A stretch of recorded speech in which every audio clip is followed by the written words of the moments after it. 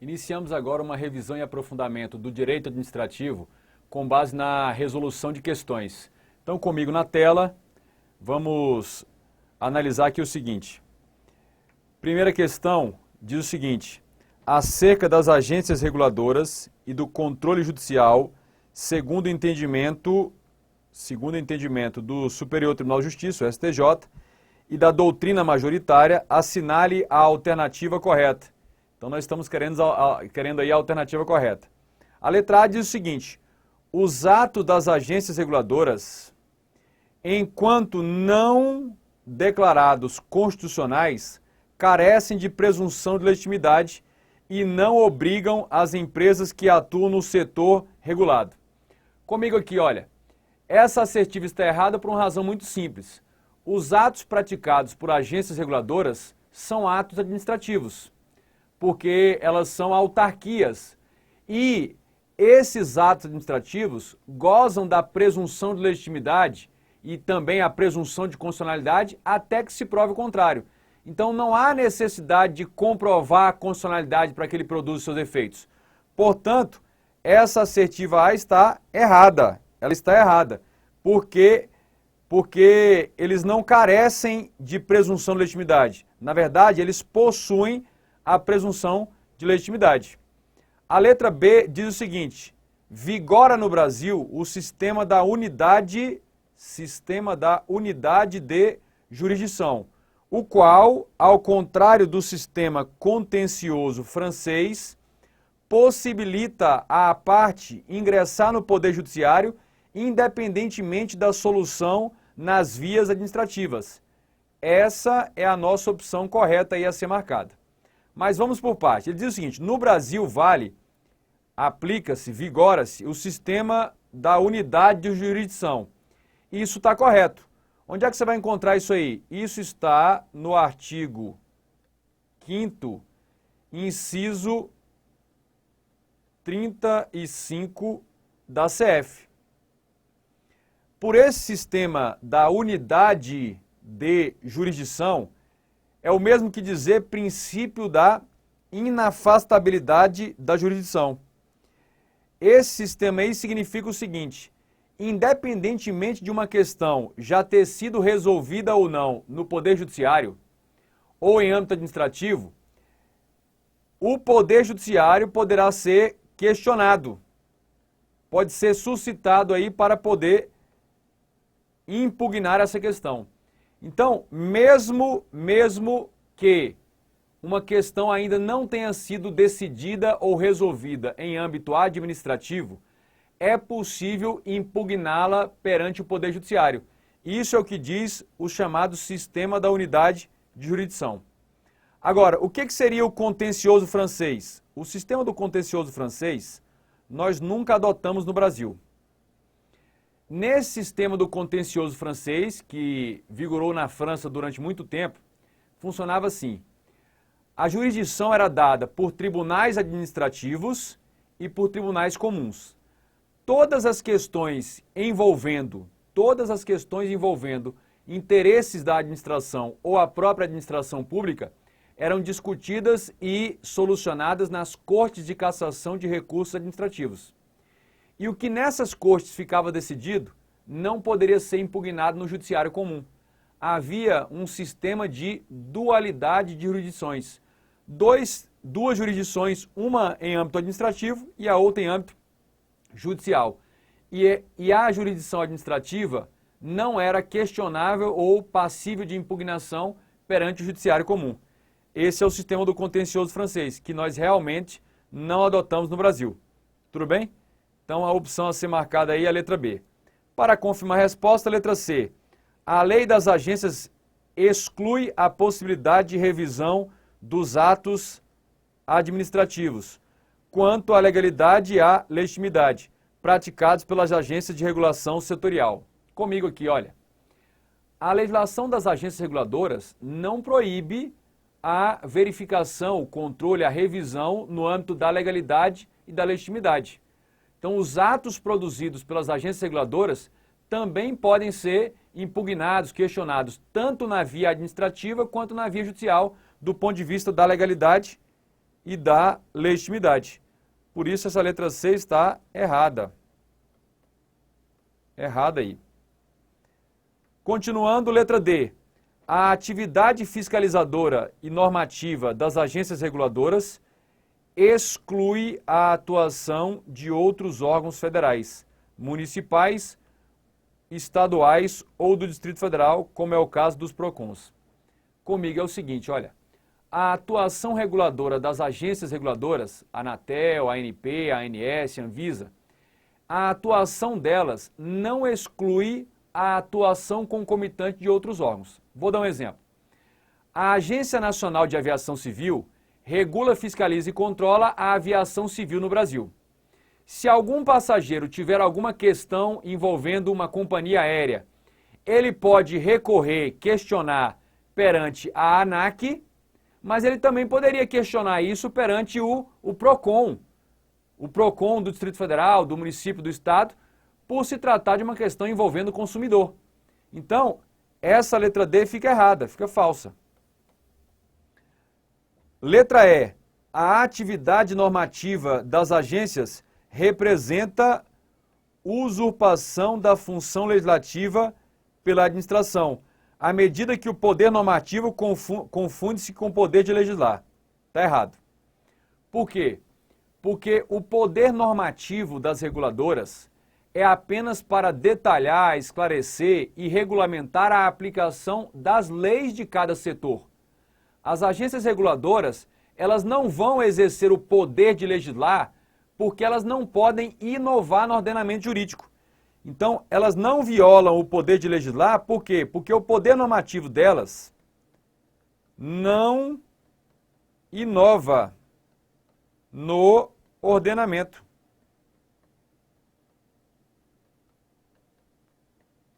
O poder normativo das reguladoras apenas detalham, esclarecem, regulamentam a aplicação e interpretação de uma lei.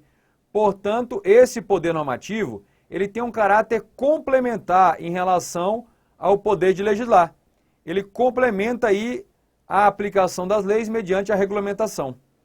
Então, o gabarito aí da nossa questão é realmente a letra B. Vamos para a questão número 2. Considere que em área urbana e populosa, um pedestre faleceu, vítima de atropelamento por trem em via férrea provida de passagem de nível para pedestres. Ademais, houve descuido da vítima ao transitar pela linha férrea. Então, olha aqui, descuido da vítima ao transitar pela linha férrea. À medida que optou por acesso clandestino aberto por populares, acerca da responsabilidade da concessionária de transporte ferroviário, segundo o entendimento majoritário do STJ, assinale a alternativa correta. A nossa letra A diz aí, a responsabilidade da concessionária perante terceiros em razão do acidente ocorrido é contratual. Gente, não é contratual. Por quê? Porque a responsabilidade aqui é extracontratual. Extracontratual. Neste caso aí, a concessionária do serviço público, ela responde pelo dano não em razão do contrato firmado com o passageiro, com o pedestre. Até porque não há um contrato aí entre a companhia ferroviária, a concessionária ferroviária e o pedestre. E sim por conta de um ilícito civil, um dano. Então, essa responsabilidade ela é extracontratual, também chamada responsabilidade civil. Portanto, essa letra A está errada. A letra B, no caso de indenização por dano moral puro, decorrente de ato ilícito, os juros moratórios fluem a partir da data em que for arbitrada eventual condenação. Errado. Não é da data em que foi arbitrada a eventual condenação. Isso aqui vai ser da data do fato danoso. Então é da data do fato danoso. Então, portanto, não pode ser a letra B. Letra C. Devido à culpa concorrente, a concessionária de transporte ferroviário é civilmente responsável pelo falecimento do pedestre, porquanto incumbe à empresa que explora essa atividade cercar e fiscalizar devidamente a linha de modo a impedir sua invasão por terceiros, notadamente em locais urbanos e populosos. Essa letra C está correta. Por que ele fala culpa concorrente? Porque tanto a concessionária tinha esse dever de fazer o devido cercamento, barreiras para evitar que os pedestres nas áreas populosas atravessassem a linha férrea de forma inapropriada ou arriscada, mas também o pedestre cometeu uma irregularidade, ele deu causa a isso ao transpor a via férrea em local inadequado, em local proibido e arriscado. Então, tanto o pedestre vítima, que faleceu, quanto a empresa concessionária da ferrovia respondem ou concorreram para esse dano e aí assumem parcela dos seus prejuízos. Neste caso, a empresa ferroviária vai responder. Mas quando a culpa é concorrente, saiba do seguinte, atenua, não exclui, apenas atenua o valor da indenização, mas ela responde mesmo assim. Para confirmar a resposta, letra D. Por se enquadrar como excludente de responsabilidade, a concorrência de culpas já está errado. Concorrência de culpas não é excludente de responsabilidade. Então, essa letra D não pode ser. Está falsa.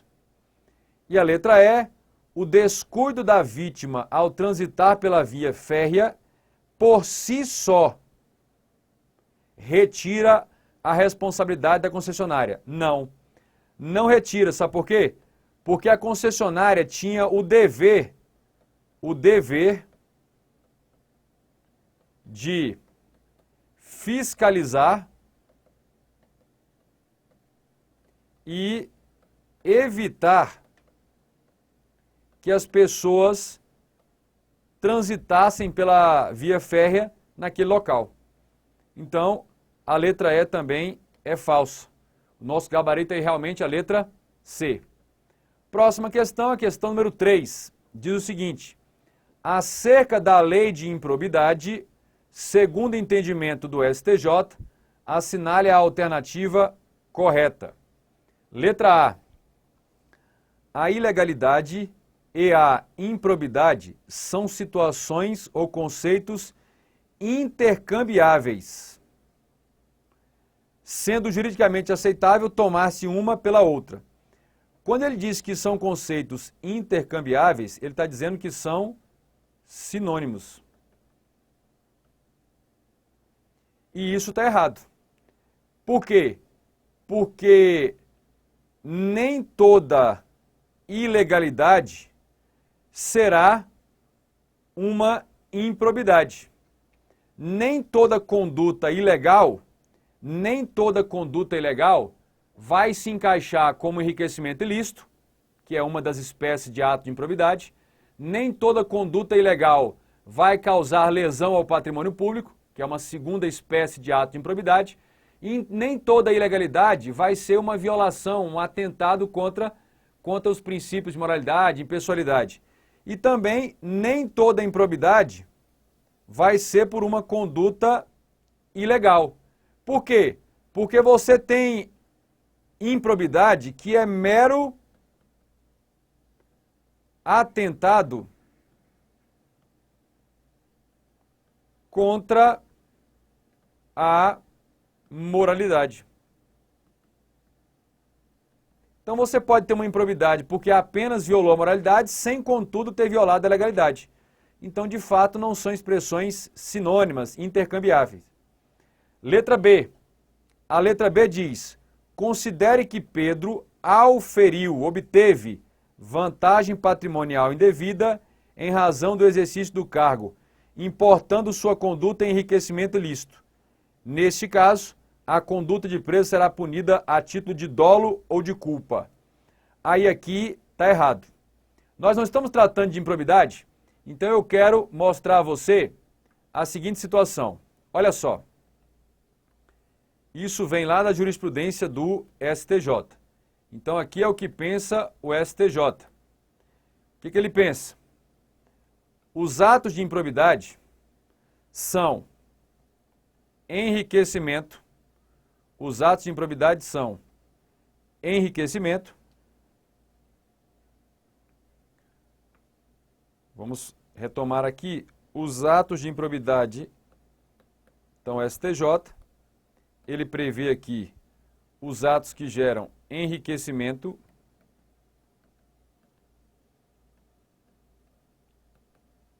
ilícito. Mas tem ato de improbidade que gera o quê?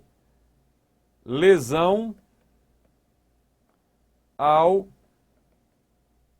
patrimônio público. Lesão ao erário. E tem ato de improbidade que é mero atentado contra princípios. Muito bem. O STJ diz o seguinte: para caracterizar um ato de improbidade que acarreta enriquecimento ilícito, só na forma dolosa. Lesão ao patrimônio público pode ser dolo ou culpa. E atentado contra princípios tem que ser apenas dolo, ainda que genérico. Muito bem. Além disso, o STJ diz: enriquecimento ilícito só na forma de ação, de uma conduta comissiva. Lesão ao patrimônio público pode ser ação ou omissão. E atentado contra princípios pode ser ação ou omissão. Para resolver nossa questão, é lembrar enriquecimento ilícito só na forma dolosa. Enriquecimento ilícito só na forma o quê? Dolosa. Então ele diz, olha, auferiu vantagem caracterizando enriquecimento ilícito. Neste caso, a conduta de preso será punida a título de dolo, só dolo, não pode ser culpa. Então, letra A e B, falsas, não podem ser.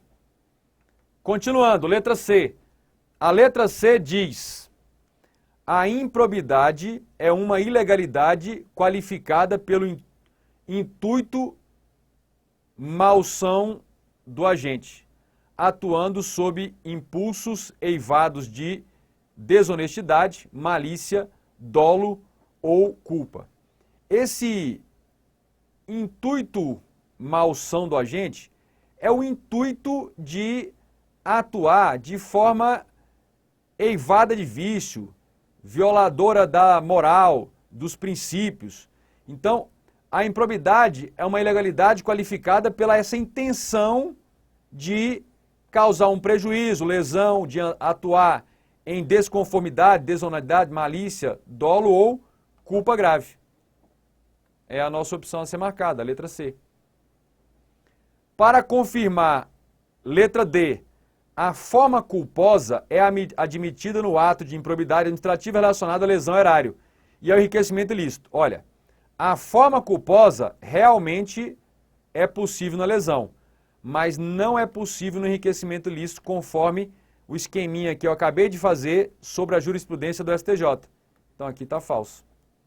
E a letra E, a configuração do ato de improbidade, administrativa por lesão aos princípios da administração pública exige prejuízo ao erário. Errado. Uma coisa você tem de gravar aí. A própria lei de improbidade, lá no artigo 21, diz o seguinte: a condenação por improbidade independe de duas coisas. Então, condenar alguém por improbidade não depende ou independe de duas coisas. Uma, da efetiva ocorrência de dano. Por quê? Porque se ele cometeu um ato de improbidade que atenta contra princípios, mesmo que este ato de improbidade atentatório contra princípios não cause uma lesão ao erário, mesmo assim ele vai ser condenado ou pode ser condenado por improbidade. E se o ato de improbidade é um enriquecimento ilícito. O causador da improbidade enriqueceu-se ilicitamente, mas sem causar dano diretamente ao erário, aos cofres públicos, ele também pode ser condenado por improbidade. Tudo bem?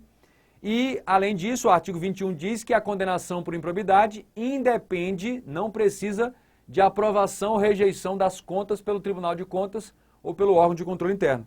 Então, não exige prejuízo ao erário se for lesão a princípios. Letra E está falsa. Então, correta aí ficou a letra C. Próxima questão é a questão número 4. O que diz? Com relação aos atos administrativos, assinale a alternativa correta. Letra A diz: a execuibilidade ou operatividade é a possibilidade presente no ato administrativo de ser posto imediatamente em execução. Está correto. Por quê? Porque essa execuibilidade e essa operatividade, elas vêm da chamada autoexecutoridade.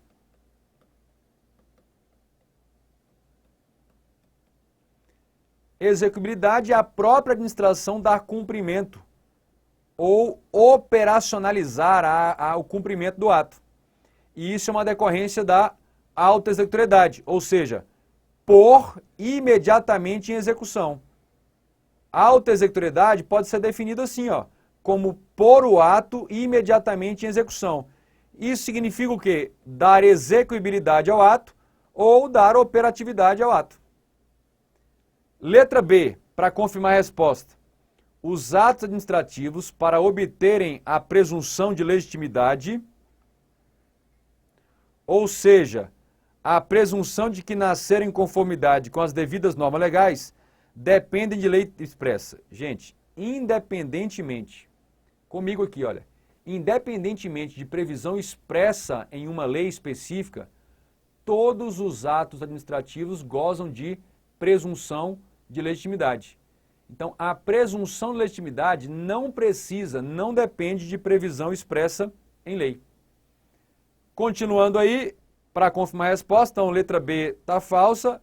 Letra C, o ato administrativo discricionário não se sujeita a sindicabilidade. Sindicabilidade você pode entender como controle jurisdicional de sua juridicidade. Assim constitui invasão no mérito administrativo, que diz, com razões de conveniência e oportunidade, a verificação judicial dos aspectos de legalidade do ato praticado. Comigo aqui, olha, grava uma coisa para sempre. Todo e qualquer ato administrativo, para ser válido, todo e qualquer ato, vinculado ou discricionário, ele tem de observar 5 elementos: a competência, a finalidade, a forma, o motivo e o objeto. Muito bem. Em qualquer ato, mesmo que o ato seja discricionário, a competência dele, a finalidade desse ato e a forma pela qual ele é praticada são sempre expressos em lei, sempre vinculados. Portanto, todo e qualquer ato tem uma parte de legalidade e o judiciário vai poder controlar. Conclusão, gravem aí. Nenhum ato administrativo escapa ao controle do Poder Judiciário, nem mesmo os discricionários. Nem mesmo os atos discricionários escapam ao controle do Poder Judiciário. Por isso a letra C fica falsa. Letra D agora. Os atos administrativos são passíveis de revisão judicial segundo o princípio da inafastabilidade da jurisdição. Até aqui está perfeito. Isso implica, assim, que o Poder Judiciário tenha que intervir sempre e necessariamente como condição de validade de todo e qualquer ato administrativo. Não. Os atos administrativos gozam da presunção de legitimidade por si mesmos. Mesmo que o judiciário não exerça seu controle e sua verificação sobre um ato, ele goza dessa presunção de legitimidade, e, portanto, uma presunção de validade. O que pode acontecer é questionar essa presunção de legitimidade e validade do ato perante o judiciário. Mas a manifestação judiciária sobre um ato não é condição para a sua validade. Então, letra D está falso. Para finalizar aí, a letra E. Pela teoria dos motivos determinantes, a validade do ato administrativo discricionário é desvinculada da existência e da veracidade dos motivos apontados. Ao contrário, ó, isso aqui está errado. Pela teoria dos motivos determinantes, a validade de um ato discricionário ou de qualquer ato está vinculada aqui, olha, à existência e à veracidade dos motivos apresentados. Conclusão, num ato discricionário, se o motivo apresentado para a sua prática não existiu ou não é verdadeiro, esse ato é inválido, nulo, por aplicação, olha aí, da teoria dos motivos determinantes. Então a letra E também fica errada. Muito bem, concluímos aqui esse nosso bloco, voltaremos aí para continuarmos tratando e revisando do direito administrativo com base nas questões.